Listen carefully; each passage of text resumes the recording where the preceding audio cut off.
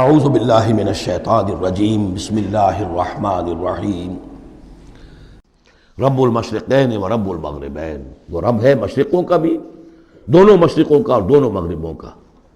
یہ تسنیہ کی جو مناسبت سے یہاں پر مشرقین و مغربین کہا، کہیں مشارق والمغارب ہے، رب المشارق والمغارب، کہیں مشرق و مغرب ہے، اور یہ سب ٹھیک ہے۔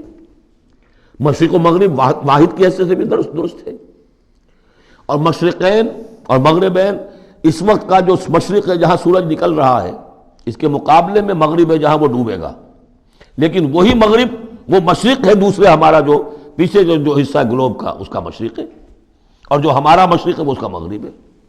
تو دو مشرق دو مغرب۔ پھر یہ کہ ہر نقطہ جو ہے زمین پر وہ مشرق بھی ہے مغرب بھی ہے، کسی نہ کسی وقت وہاں پر سورج جو ہے طلوع ہو رہا ہے، کبھی وہاں پر غروب ہو رہا ہے، تو مشارق والمغارب۔ لیکن یہاں پر تسنیہ کی مناسبت سے رب المشرقین و رب المغربین، دونوں مشرقوں کا رب مالک اور دونوں مغربوں کا۔ فَبِأَيِّ آلَاءِ رَبِّكُمَا تُكَذِّبَانِ مَرَجَ الْبَحْرَيْنِ يَلْتَقِيَانِ، اس نے چلا دیے دو دریا جو آپس میں ملے ہوئے بھی ہیں، بَيْنَهُمَا بَرْزَخٌ لَا يَبْغِيَانِ، لیکن ان کے مابین ایک ایسا پردہ حائل ہے کہ وہ ایک دوسرے میں گھستے نہیں ہیں، داخل نہیں ہوتے، اپنی حد کے اندر رہتے ہیں۔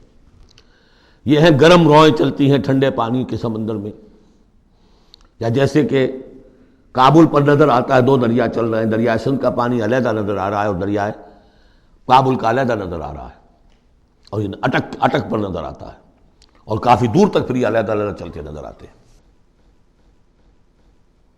فَبِأَيِّ آلَاءِ رَبِّكُمَا تُكَذِّبَانِ يَخْرُجُ مِنْهُمَا اللُّؤْلُؤُ وَالْمَرْجَانُ، اور ان دونوں سے نکلتے ہیں موتی بھی اور مونگے بھی۔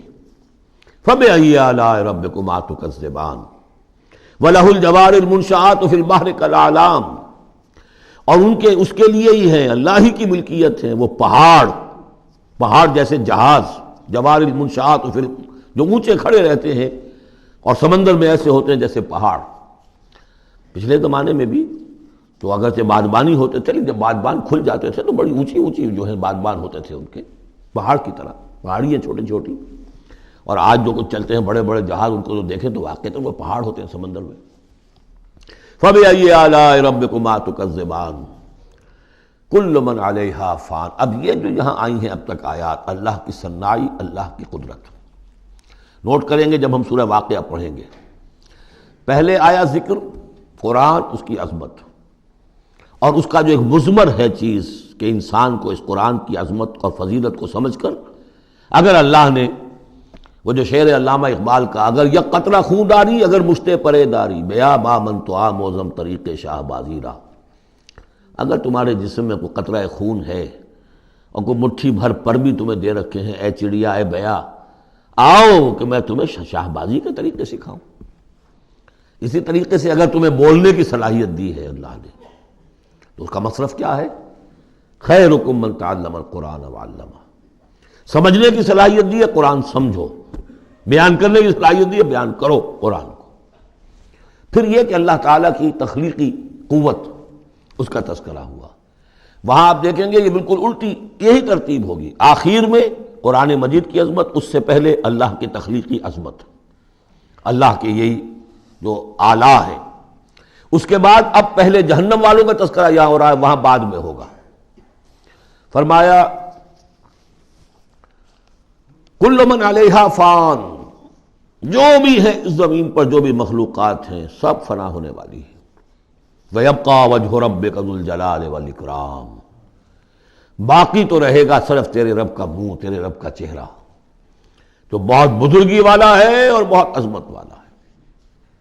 اب یہ کہ اللہ کا چہرہ ہم کیا اس کو نہیں سمجھ سکتے، آیات متشابہات میں سے ہوگا۔ جو اس کا مفہوم سمجھیں گے وہ یہ ہے اللہ کی ذات باقی سب چیز اللہ تعالیٰ کے سوا سب فانی، پوٹینشلی سب فانی ہے، اپنے طور پر سب کسی کا وجود جو ہے اپنے بل پر قائم نہیں ہے۔ اللہ جب تک قائم رکھے تو در حقیقت وہ خود اپنے بل پر قائم نہیں ہے، وہ تو اللہ تعالیٰ نے ان کو قائم رکھا ہوا ہے۔ کل من علیہا فان، اللہ باقی من کل فان، اللہ ہی باقی ہے، باقی تمام فانی ہے۔ وَيَبْقَى وَجْهُ رَبِّكَ ذُو الْجَلَالِ وَالْإِكْرَامِ فَبِأَيِّ آلَاءِ رَبِّكُمَا تُكَذِّبَانِ يَسْأَلُهُ مَنْ فِي السَّمَاوَاتِ وَالْأَرْضِ، جو بھی ہیں آسمان اور زمین میں وہ سب اس کے در کے سوالی ہیں، اسی سے مانگ رہے ہیں۔ وجود بھی ملا ہے اسی سے، حیات کسی کے پاس ہے دی ہوئی ہے اسی کی، کوئی صلاحیت ہے تو دی ہوئی ہے اسی کی، کوئی ذہانت ہے تو دی ہوئی ہے اسی کی، روز کا رزق جو آ رہا ہے اسی کا عطا کرنا، ہر ایک سائل ہے۔ جو سورہ محمد میں ہم نے پڑھا کہ تم سب فقراء ہو واللہ هو الغنی وانتم الفقراء، تم سب کے سب محتاج ہو، تمہارا وجود مستعار، تمہاری حیات مستعار، تمہیں علم جو دیا اس نے دیا جتنا دیا، ولا یحیطون بشیء من علمہ الا بما شاء، تو تمہاری کیفیت یہ ہے۔ یسألہ من فی السماوات والارض، اسی سے مانگتا ہے جو بھی ہے آسمانوں میں اور زمین میں۔ کل یوم ہوا فی شان، وہ ہر دن ایک شغل میں ہے، اس کی ایک مصروفیت ہے۔ یا میرے نزدیک اشارہ ہے اسی بات کی طرف، یدبر الامر من السماء الى الارض ثم یعرج الیہ فی یوم کان مقدارہ الف سنۃ مما تعدون۔ تدبیر امر ہے، ایک دن کی تدبیر وہ کرتا ہے، کیا کچھ اگرچہ وہ ایک دن اس کا 1000 سال کا ہے، اس میں کیا کیا ہونا ہے، کس طرح سے ہونا ہے، پھر وہ احکام کی تنفیذ ہوتی ہے، پھر اس کی رپورٹ ہے، اس کو واپس جاتی ہے۔ تو کل یوم ہوا فی شان، وہ کوئی ایک یوں سمجھیے کہ کوئی اسٹیٹک کوئی حقیقت نہیں ہے، خود اس کی مصروفیات، کل یوم ہوا فی شان، نئی شان کے ساتھ اس کا ظہور ہوتا ہے۔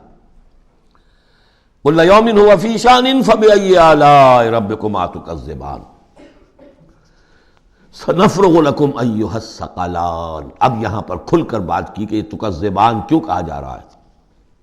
ہم جلد ہی فارغ ہو جائیں گے تمہارے لیے، اے دو بھاری قافلوں، اے انسانوں کا قافلہ اور اے جنات کے قافلے۔ ابھی جو ہے اس کائنات کو ہم نے چلایا ہوا ہے، ابھی مہلتیں ہم نے دے رکھی ہیں، وقت مقرر کیا ہوا ہے، اجل مسمى ہے اس کائنات کی بھی اور ہر قوم کی بھی۔ لکل امت اجل، ہر امت کے لیے بھی ایک اجل ہے، ہر ایک فرد کی اجل ہے، وہ سب ہے لیکن عنقریب۔ فبأي آلاء ربكما تكذبان، تو اے جنات اور اے انسانوں کی جماعتوں، تم اپنے رب کی کن کن نعمتوں کا اور کن کن صنائیوں کا، کن کن قدرتوں کا انکار کرو گے۔ صدق اللہ العظیم۔